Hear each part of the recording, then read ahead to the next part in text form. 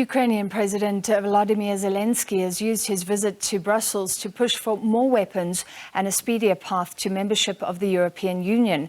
Zelenskyy joined a summit of EU leaders after wrapping up surprise trips to London and Paris. It's only the second time he's left Ukraine since Russia attacked last year. SABC News correspondent Rosie Burchard is at that key European summit.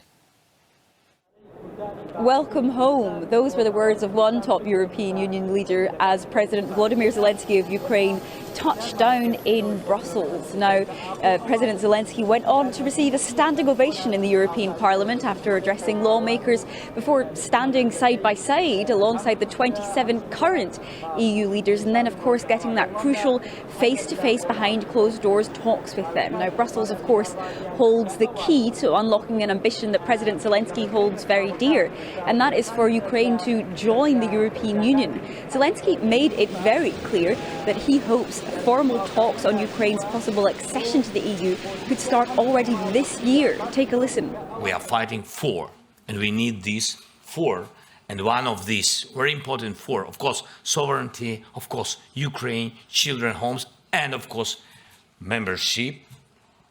And that's why, of course, we need it this year. And this year, Charles, when I say this year, I mean this year. I mean, there's 2023. But usually joining the EU takes years, if not decades. And Brussels has in the past stressed this is a merits-based process and that Ukraine still has some crucial reforms to undertake, for example, curbs on corruption, in order to reach eligibility criteria. European Commission President Ursula von der Leyen was hesitant about committing to any sort of timeline.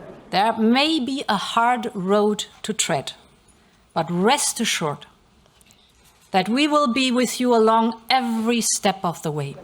The other big item on Kyiv's wish list is, of course, weapons. And while Ukraine has already recently secured pledges to donate Western-made main battle tanks, Ukraine is now pushing for donations and deliveries of Western fighter jets. So far, there has been no big announcement on that front, but President Zelenskyy did hint here in Brussels that some sort of a deal might be in the making. Now, Russia accuses Western nations of fueling and prolonging the war in Ukraine by arming Kyiv, but the view in Brussels couldn't be more different. They say, officials here, that the only party prolonging this deadly conflict is Russia. Rosie Burchard, SABC News, Brussels.